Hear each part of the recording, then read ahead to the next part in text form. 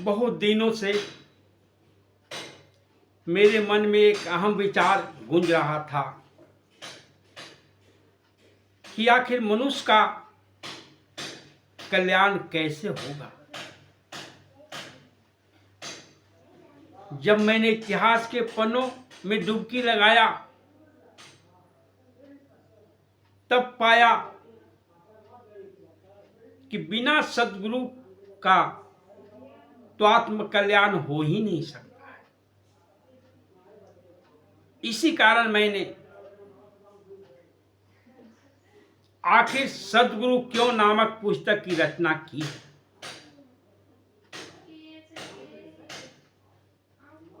आखिर सद्गुरु क्यों?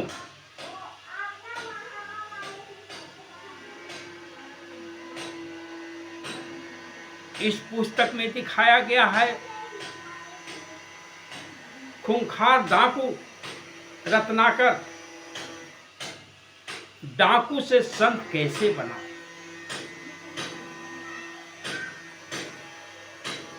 काक भुसुंडी को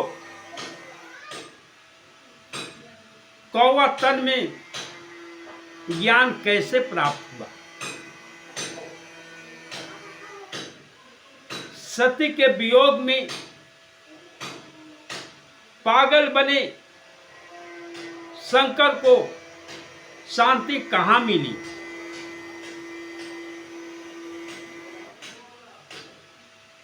विष्णु की सवारी गरुड़ को जो भ्रम पैदा हो गया था उसका निवारण कहां हुआ।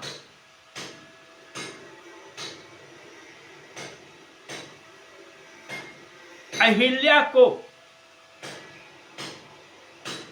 गौतम ऋषि का श्राप का परिणाम क्या हुआ।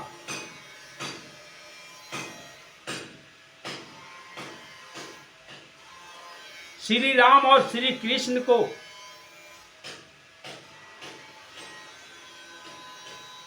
क्यों गुरु बनाना पड़ा। पापिया जामिल सगन कसाई वेश्या गणिका का उद्धार कैसे हुआ।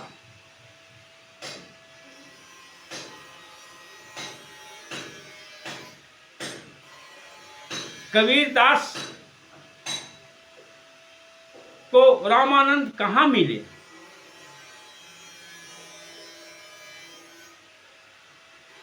भोगी तुलसीदास योगी कैसे बने।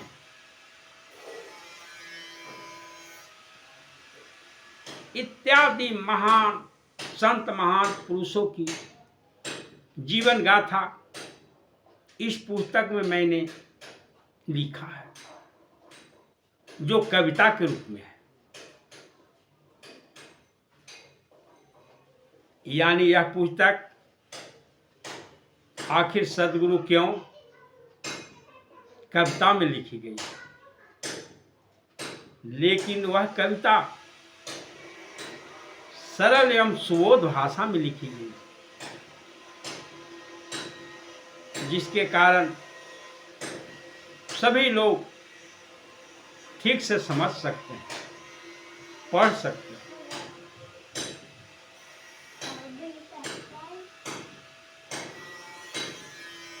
इन पुस्तकों में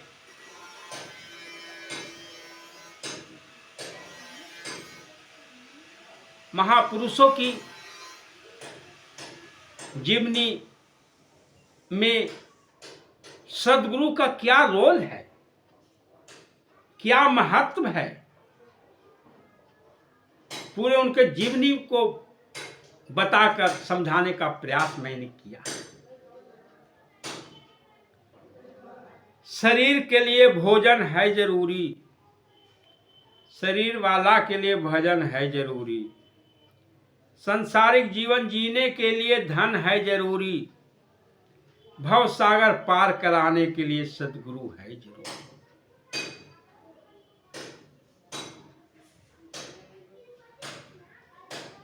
स्पष्ट है कि जीवन में सद्गुरु का महत्व बहुत अधिक है।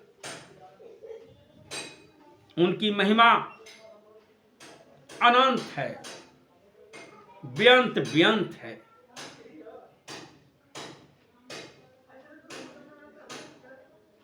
वेद पुराण शास्त्र जो कहता है उसका कहना मानिए। सद्गुरु ही पार ब्रह्म है, मन को जरूर समझाइए। वेद पुराण सभी गुरु की महिमा बेअंत बेअंत बताए हैं। शास्त्र में कहा गया है, गुरुर् ब्रह्मा गुरुर्विष्णु गुरुदेव महेश्वरम गुरु साक्षात परम ब्रह्म तस्मै श्री गुरुवे नमः। अब सोचिए क्या गुरु की महिमा है। भगवान राम कृष्ण शंकर ने भी अपना सद्गुरु बनाया। अज्ञानता बस मानव ने उनसे भी प्रेरणा नहीं ले पाया। हमेशा मंदिर मस्जिद तीर्थ धाम में अपना अमूल्य समय लगाया। साक्षात ब्रह्म स्वरूप सद्गुरु को समझ कभी नहीं पाया। अजामिलगंज का सगन कसाई को भी परम गति मिल गई जब उनके जीवन में सद्गुरु का पदार्पण हो गया। महापापी भी सद्गुरु की दया से पावन बन जाता। इतिहास इसका साक्षी है, मैं केवल याद कराता।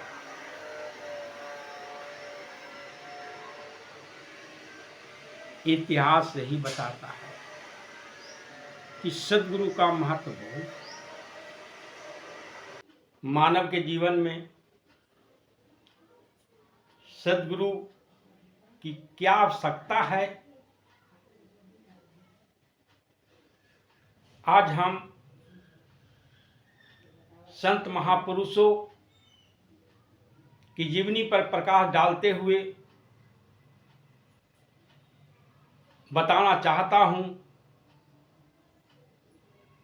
कि प्रत्येक मानव के लिए सद्गुरु का होना नितांत आवश्यक है। सबसे पहले मैं काकभुसुंडी की जीवन कथा सुनाता हूं। काकभुसुंडी का जन्म अयोध्या के निकट हुआ था। अकाल पड़ने के कारण गरीबी से जूझ रहे थे। रोजी रोटी के तलाश में बाहर निकल गए। बाहर जाते जाते उज्जैन के एक मंदिर में पहुंच जाते हैं, जहां पर मंदिर के पुजारी ने काकभुसुंडी नामक बालक को, पहले उसका नाम काकभुसुंडी नहीं था,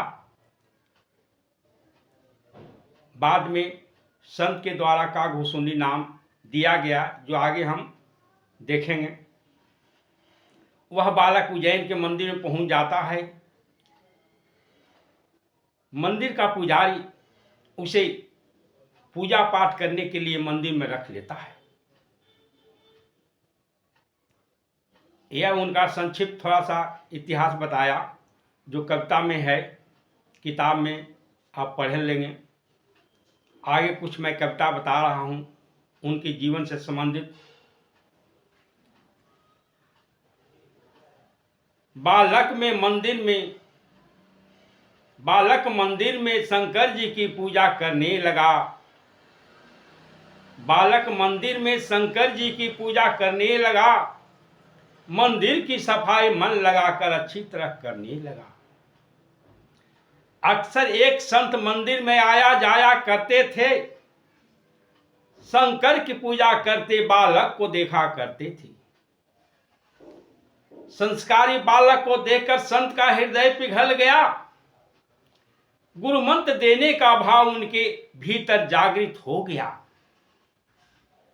हे बालक, गुरु मंत्र देना चाहता हूं, तेरा कल्याण होगा। पूजा पाठ करने में भी कोई व्यवधान नहीं होगा। बालक संत से गुरुमंत्र लेने को तैयार हो गया। संत सदगुरु गुरुमंत्र देकर उसका जीवन कृतार्थ कर दिया। शंकर जी की पूजा पाठ मन लगाकर करने लगा। जब मौका मिले गुरु का भजन ध्यान करने लगा। एक दिन पूजा करते समय ही गुरु आ गए। उठकर प्रणाम नहीं किए, पूजा करते ही रह गए। इस पर गुरु का क्रोध तनिक भी नहीं आया। मंदिर के भीतर शंकर की भविष्यवाणी गूंज गया। अरे मूर्ख महापापी, अजगर की तरह बैठा रह गया। सामने गुरु खड़ा है, उठकर प्रणाम भी नहीं किया। कोटि जन्म तक तुम्हें अजगर बनकर दुख भोगना होगा। संत अनादर का फल नरक की तरह बिताना होगा। शंकर की भविष्यवाणी सुनकर गुरु का हृदय कांप गया। दोस्त तो मेरा है, गलत समय में यहां पर आ गया। संत सदगुरु भगवान शंकर को हृदय से पुकारने लगे। अपने शिष्य के लिए दया की भीख मांगने लगी। हे भगवान, अज्ञानता के कारण मुझे प्रणाम नहीं किया। हे भगवान, अज्ञानता के कारण मुझे प्रणाम नहीं किया। पूजा खत्म कर प्रणाम करने का विचार किया। अबोध बालक कौन महान है, अबोध बालक कौन श्रेष्ठ है, कुछ समझ नहीं पाया। इसलिए पूजा छोड़कर गुरु को प्रणाम नहीं किया। इसका कल्याण कैसे होगा, कुछ विचार किया जाए। कोटि जन्म नरक से इसे भोगने से बचाया जाए। संत की पुकार सुनकर शंकर का मन ठंडा हुआ। श्राप में संशोधन के लिए उनका मन तैयार हुआ। जन्मते मरते समय असहनीय पीड़ा का एहसास नहीं होगा। जब चाहे शरीर बदल सकता है, इच्छा मृत्यु का वरदान होगा। शरीर बदल जाने पर भी पूर्व ज्ञान बना रहेगा। संत सदगुरु के प्रति आदर का भाव बना रहेगा। संत सदगुरु की दया से श्राप में सुधार हुआ। मुझे कल्याण का मार्ग मिला, यह बड़ा उपकार हुआ। शंकर के श्राप के अनुसार मानव शरीर छूट गया। अजगर के रूप में दूसरा शरीर मुझे मिल गया। कोटि जन्म अजगर का शरीर धरता और छोड़ता गया। फिर मानव योनि में अयोध्या में जन्म हुआ। पूर्व जन्म की सभी घटनाएं ज्यों की त्यों याद थी। मंदिर की घटनाएं आंखों के सामने नाच रही थी। सदगुरु की असीम कृपा के कारण जीवन सुधर गया। नारकीय जीवन बिताने से हमेशा के लिए बच गया। इधर उधर जाकर सगुण सदगुरु की खोज करने लगे। जहां भी जाए वहां निर्गुण कहने वाले मिलने लगे। मैं सगुण संत सदगुरु की महिमा जान गया था, इसलिए निर्गुण की महिमा हृदय में बैठता नहीं था। लाचार होकर मंदिर में मिले गुरु का ध्यान किया। लोमच ऋषि का रूप मानस पटल पर आ गया। लोमच ऋषि को खोजने के लिए बाहर निकल गया। खोजते हुए हिमालय की कंदराओं तक मैं पहुंच गया।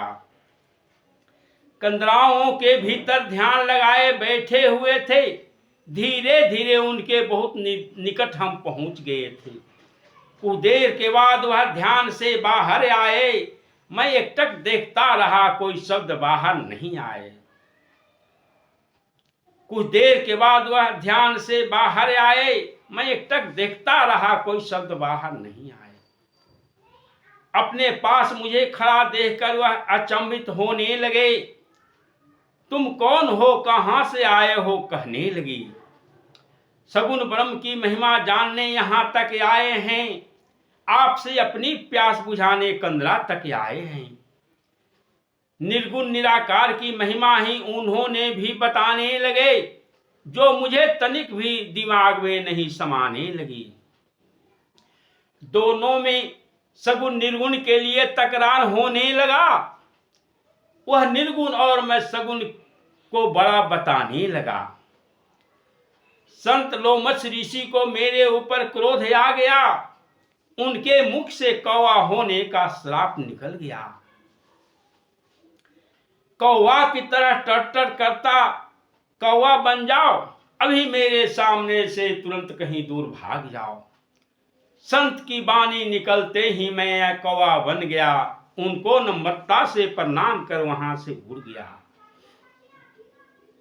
नम्रता से प्रणाम करने पर उनको बड़ा अफसोस हुआ। यह तो उचित बात था, श्राप देना गलत हुआ।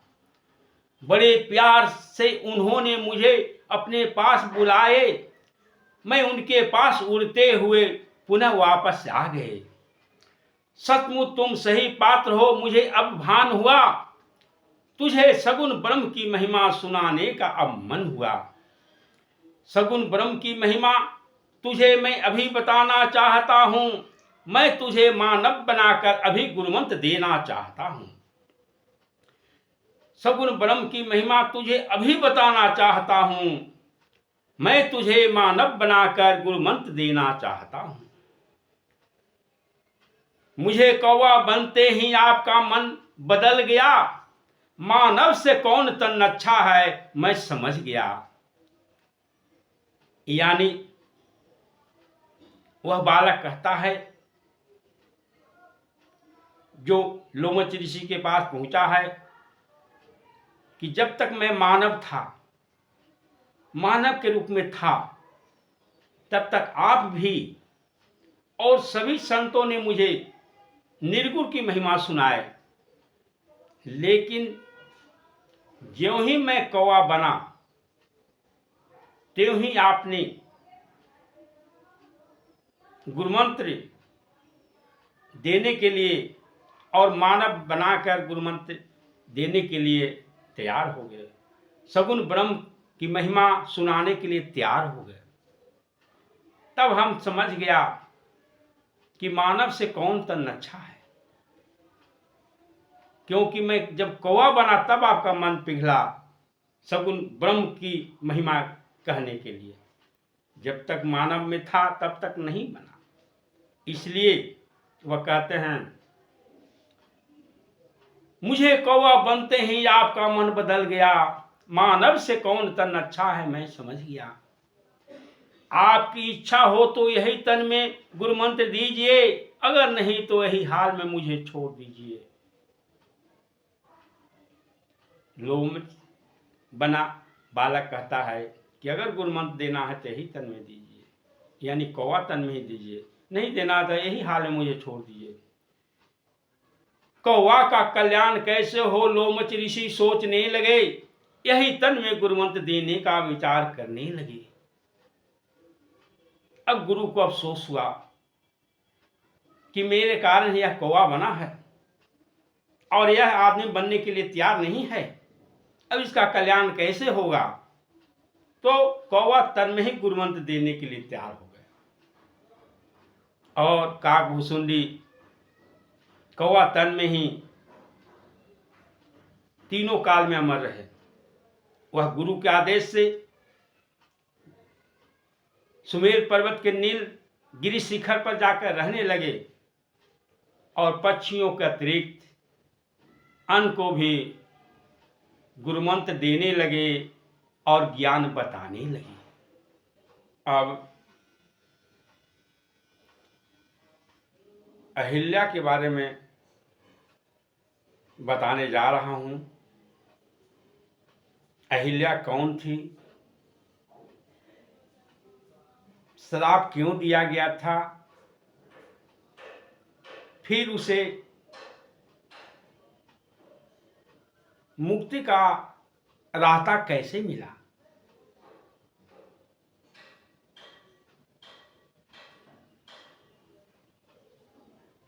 अहिल्या नारी से पत्थर कैसे बनी थी। पत्थर बनने की एक लंबी कहानी थी। नारी अहिल्या गौतम ऋषि की अर्धांगिनी थी। पतिव्रत धर्म का पालन हमेशा करती थी। भूलोक की अद्भुत एक सुंदर नारी थी। इंद्रलोक में भी वैसी अप्सरा नहीं थी। एक दिन चंद्रमा से इंद्र पूछने लगा, भूलोक की नारी का हाल जानने लगा।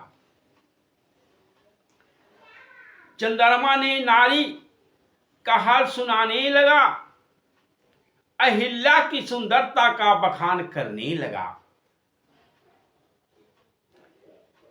कामातुर देवराज इंद्र का मन डोलने लगा, अहिल्या को पाने का उपाय सोचने लगा।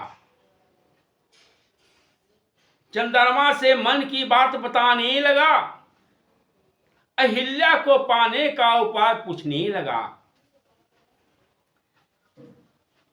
चंद्रमा ने नीति की बात बताने लगा, ऐसा करना अधर्म है, उनको समझाने लगा।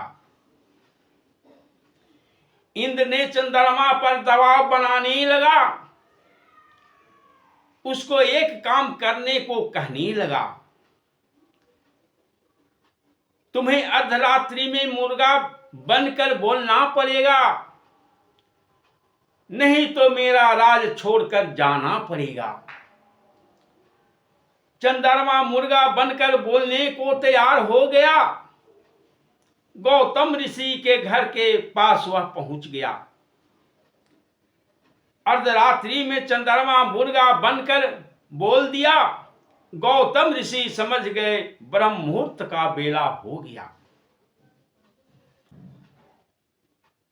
गौतम ऋषि स्नान करने घर से निकल गए।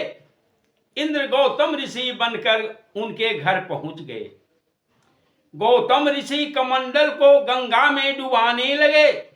अर्धरात्रि में क्यों आए, गंगा बोलने लगी।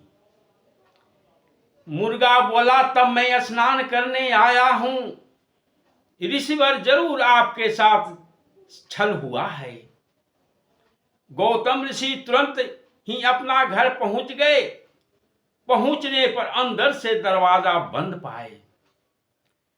दरवाजा खुलने पर गजब दृश्य हो गया।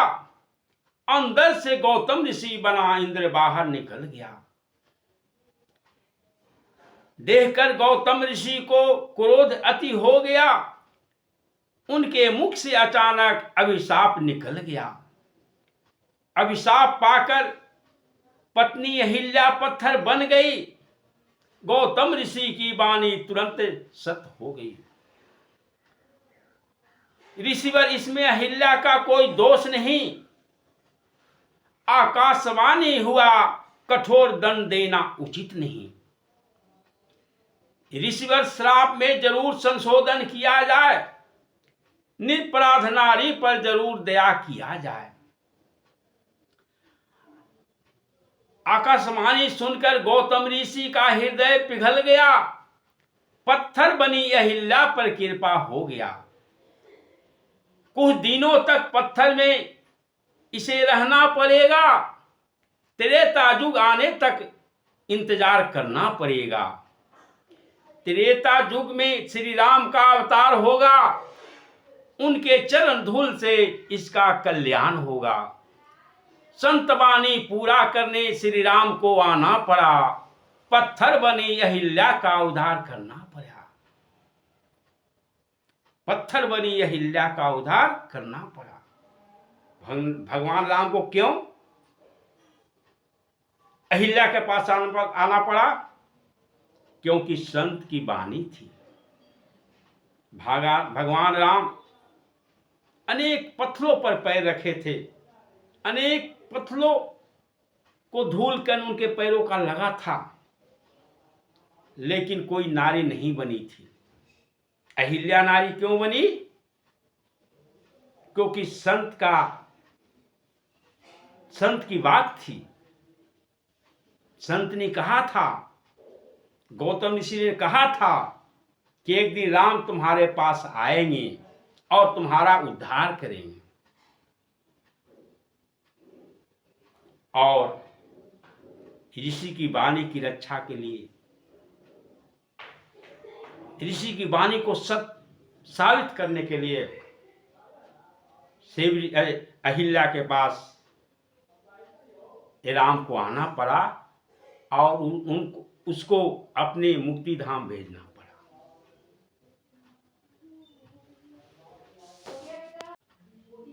अब सेवरी के बारे में बताता हूं। सेवरी का भी कल्याण कहाँ हुआ, कैसे हुआ, वह बता रहा हूं।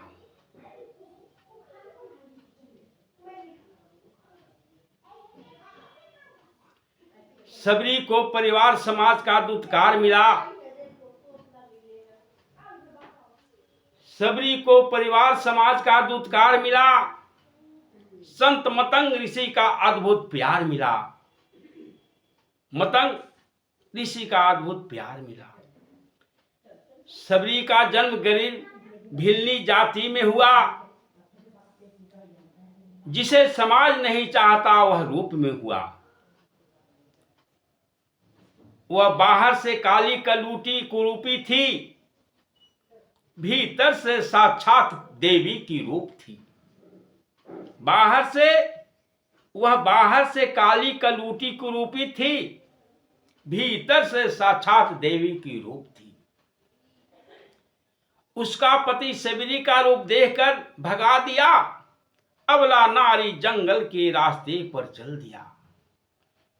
वह जंगल में रोती हुई जा रही थी, परमात्मा तक पहुंचने का मार्ग खोज रही थी। दिल में चाह है तो राह मिल जाता है। सेवरी के साथ कुछ ऐसा ही हो जाता है। वह मतंग ऋषि के आश्रम में पहुंच जाती है। वक्त के राम संत से भेंट हो जाती है। मतंग ऋषि सब कुछ समझ जाते हैं। अबला को तत्काल गुरु मंत्र दे देते हैं। ऋषि सबरी को भजन की विधि बताते हैं। अपने आश्रम में उसे रहने को कहते हैं। वह आश्रम में रहने को तैयार हो गई।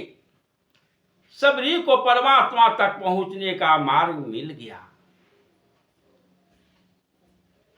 भगवान श्री राम सबरी के पास खुद पैदल आए थे। गुरु भक्तनी सबरी को अपने धाम ले गए थे। सबरी सबसे क्रूप थी। भिल्ली जाति में जन्म ली थी। क्रूपता के कारण उसका पति विवाह की पहली रात को ही घर से लात मारकर निकाल दिया था। वह रोती हुई भटकती हुई बाहर निकल गई। मैके भी नहीं गई, क्योंकि सोची कि एक पति ने तो मेरा दुत्कार करके बाहर निकाल दिया, तो क्या विश्वास है कि दूसरा मुझे अख्तियार कर लेगा, अपना लेगा। फिर मैं मैके जाऊंगी, हमारे माता पिता को कष्ट होगा। इसलिए वह मैके भी नहीं गई और परमात्मा की खोज में निकल गई।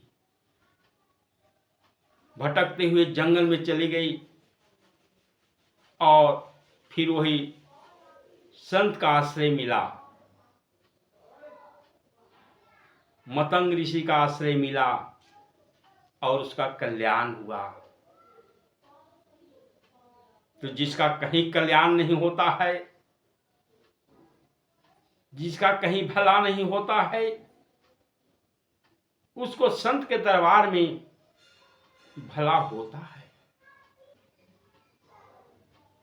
अब मैं तुलसीदास की जीवन कहानी सुनाता हूं और संत की महिमा बताता हूं। सदगुरु की महिमा बताता हूं।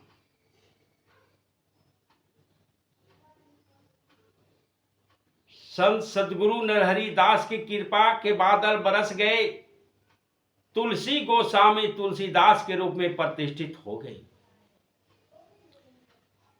तुलसीदास की भी है अलग एक बेजोड़ कहानी। पत्नी रत्नावली के कारण ही बनी एक अद्भुत कहानी। सामाजिक व्यवस्था में बनी ब्राह्मण परिवार में उनका जन्म हुआ। आर्थिक तंगी के कारण उनका जीवन बहुत बेहाल हुआ। एक मंदिर में पुजारी के रूप में बहाल हुए, मन से पूजा पाठ करने लगे, जीवन खुशहाल हुए। समय बीतता गया, धीरे धीरे बच्चा से जवान हुए। रत्नावली से शादी का प्रस्ताव आया, वह तैयार हुए। शुभ मुहूर्त देखकर उनका कुमारी रत्नावली से विवाह हुआ। पति पत्नी के रूप में उनका अद्भुत अटूट संबंध हुआ। उनका दाम्पत्य जीवन खुशियों के अरमान में बीतने लगा। दिन रात कैसे बीत जाता पता नहीं चलने लगा। एक दिन पत्नी को ससुराल से मायके जाना हुआ। तुलसीदास को पत्नी वियोग की पीड़ा असहनीय हुआ। दिन का चैन और रात की नींद गायब हुआ। ससुराल जाने का मन में एक शुभ विचार हुआ। अंधेरी रात में पत्नी से मिलने को बेताब हुए।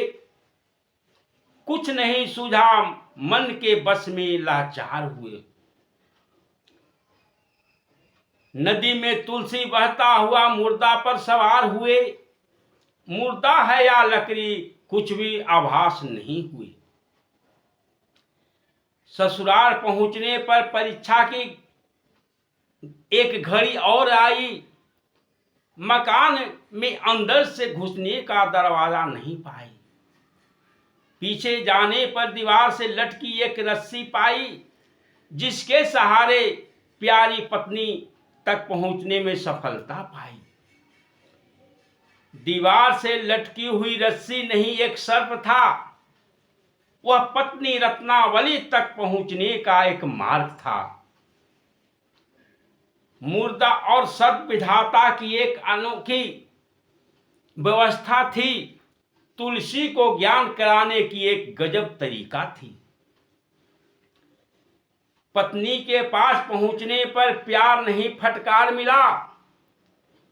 प्रेम दीवाने तुलसी को मुक्ति का सही मार्ग मिला। परमात्मा की खोज में वहां से तुरंत निकल गए। चित्रकूट के घाट पर घूमते हुए तुलसी पहुंच गए। बिना सदगुरु के परमात्मा नहीं मिलते उनको भान हुआ। सदगुरु प्राप्त करने के लिए उनका मन में बेचैन हुआ। संत सदगुरु नरहरि दास खुद उनके पास एक दिन पहुंच गए। उनसे गुरु मंत्र पाकर तुलसी निगुरा से सगुरा बन गए। सदगुरु नरहरि दास उन पर असीम कृपा के बादल बरसाए। तुलसी जो गोस्वामी तुलसीदास के रूप में जगत प्रसिद्ध हुए। सदगुरु की कृपा से रामचरितमानस की रचना किए। अपने क्षणभंगुर जीवन को परमात्मा के हवाले कर दिए। गुरु की महिमा भगवान से भी ऊपर बता गए। गुरु की महिमा भगवान से भी ऊपर बता गए। संवत 1680 में संसार छोड़कर चले गए। यानी तुलसीदास की भी एक गजब कहानी है। वह भोगी थे,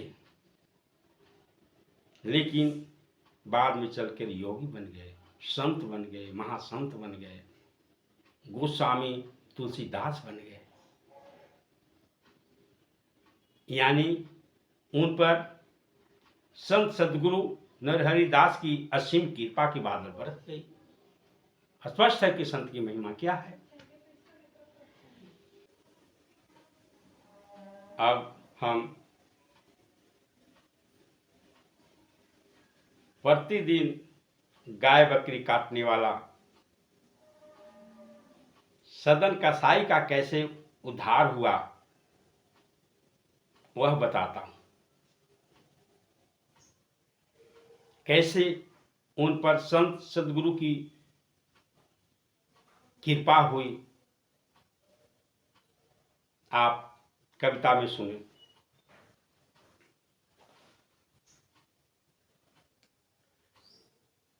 सदन कसाई रोज गाय बकरी काटता था, उसको जीविका का वही एक सहारा था। सदन कसाई रोज गाय बकरी काटता था, उसको जीविका का वही एक सहारा था।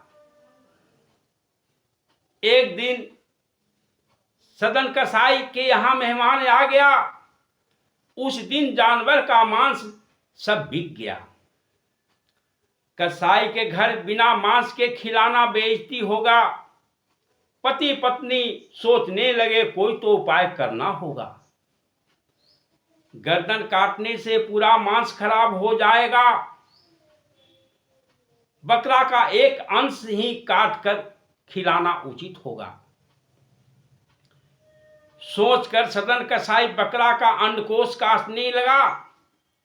बकरा काफी जोर से ठठाकर हंसने लगा। सदन रुक गया, बकरा से कहने लगा, अंडकोश काटने पर क्यों तुम हंसने लगा?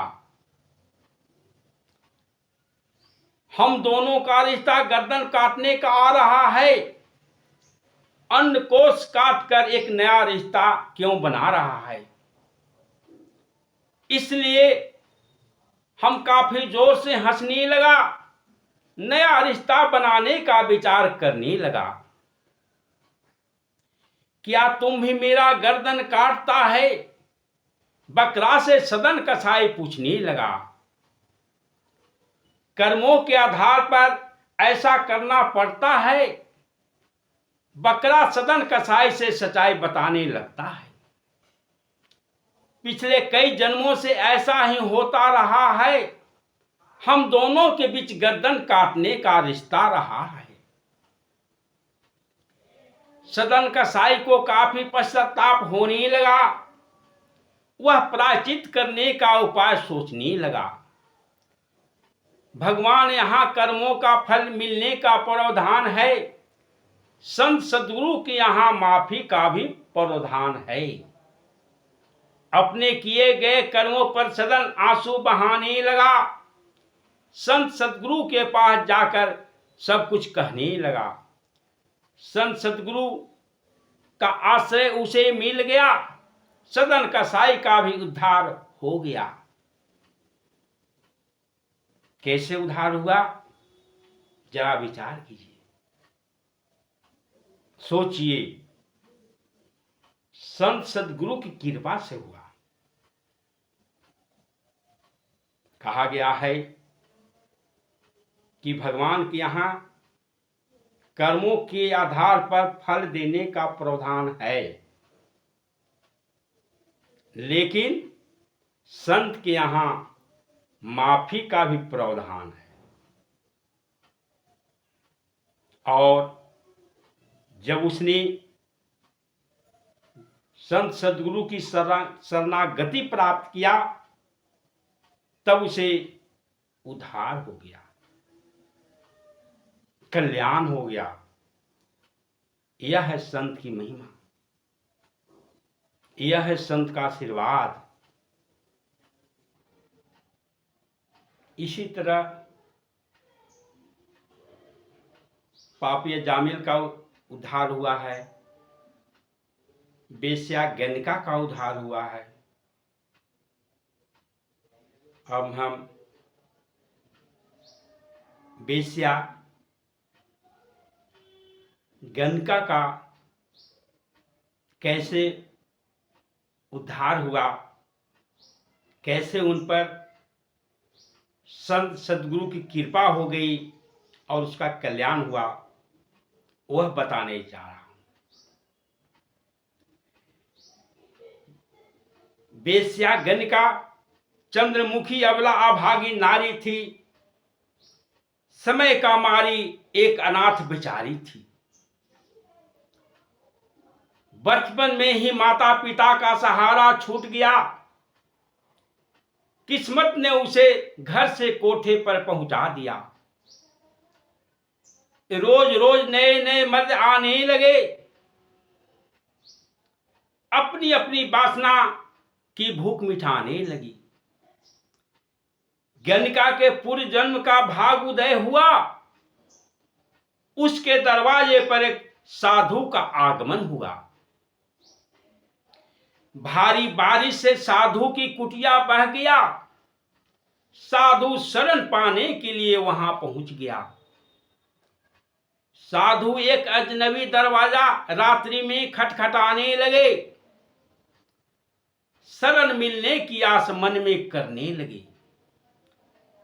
गणिका सोचने लगी, आज रात्रि में ग्राहक आया है, वासना की भूख मिटाने और जेब कटवाने आया है। दरवाजा खोलने पर एक साधु को पाया। भीतर से गणिका का कलेजा कांप गया। बेटी मेरी कुटिया अधिक वर्षा से बह गया। वर्षा से बचने के लिए यहां आ गया। बेटी शब्द सुनकर भीतर से रोमांचित हो गई। गणिका साधु को घर के भीतर ले गई। गीला कपड़ा बदलाकर सूखा कपड़ा पहनाती है। उनके लिए शुद्ध खाना तुरंत बनाती है। साधु से अपना सब दुखड़ा सुनाने लगी। बेश्या गणिका आप बीती अपनी कहानी बताने लगी। बेटी जन्म दिया है वह रोटी भी देगा। उसको याद करो तो वह मुक्ति भी देगा। बेश्या गणिका साधु की शरणागति पा गई। उनसे वह गुरुमंत्र लेकर कृतार्थ हो गई। सोचिए, साधु की सेवा, संत की सेवा कितना महान है।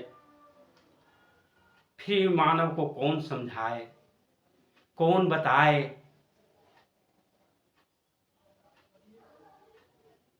बेश्या गणिका का उद्धार कैसे हुआ? क्योंकि उसके दरवाजे पर संत आए, संत की सेवा की, उनको नहलाई, गीला वस्त्र बदलवाई, उनके लिए भोजन तैयार की और फिर गुरु की, संत की असीम कृपा के बादल उस पर बरस गए। उसे गुरु मंत्र मिल गए और गुरु के आदेशानुसार वह कार्य करने लगी और उसका उद्धार हुआ। ये है संत की महिमा, ये है सदगुरु की महिमा।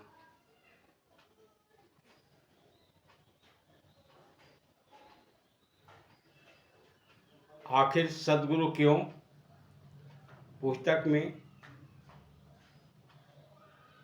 अनेक संत महापुरुषों की चर्चा किया, जिसमें बताया कि सदगुरु की क्या महत्ता है जीवन में, क्यों सदगुरु बनाना जरूरी है जीवन में।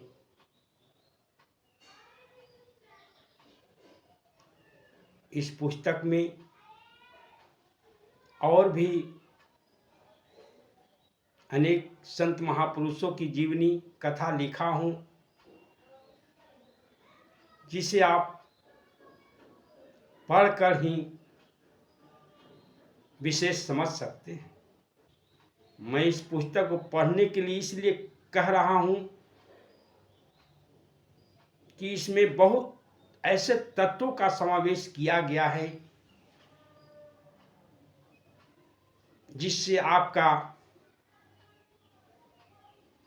आत्म कल्याण हो सके।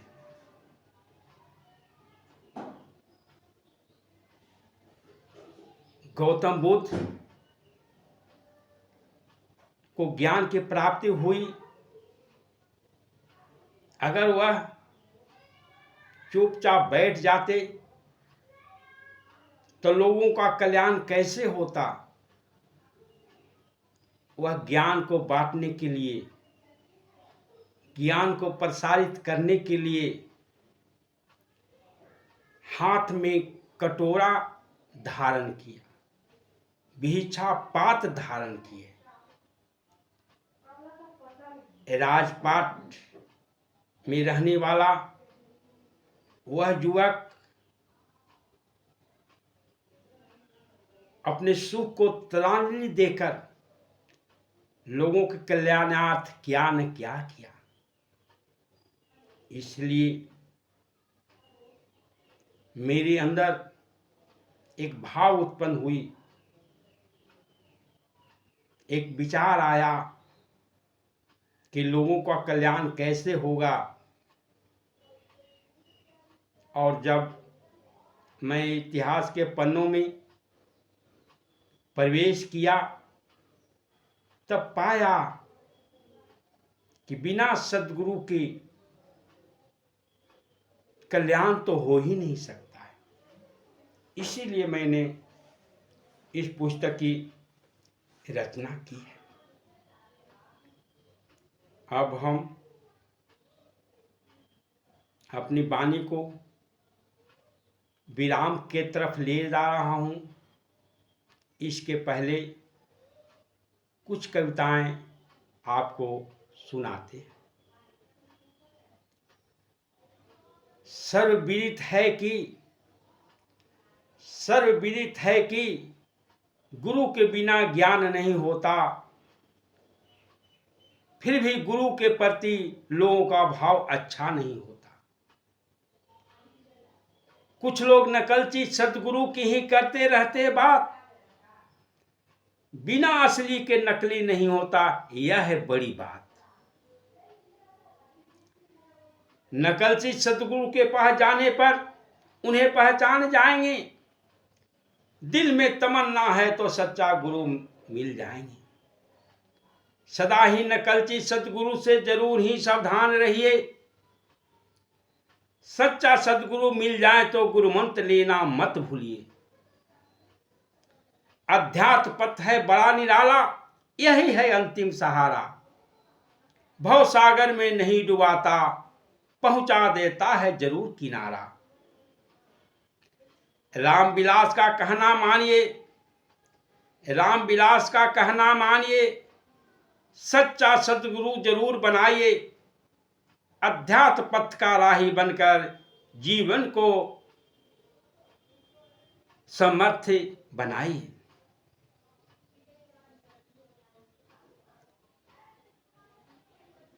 सतगुरु अभी तक बनाए नहीं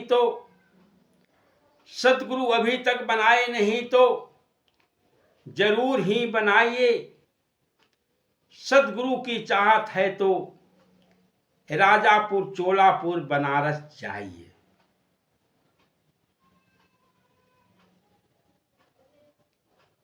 यानी इस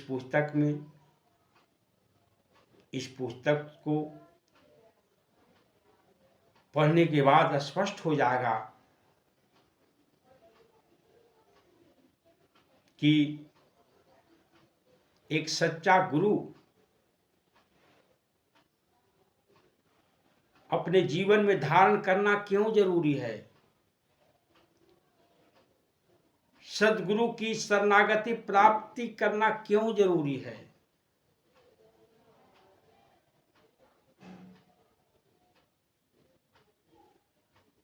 बिना सद्गुरु का जीवन कृतार्थ नहीं होगा, आत्मज्ञान नहीं होगा।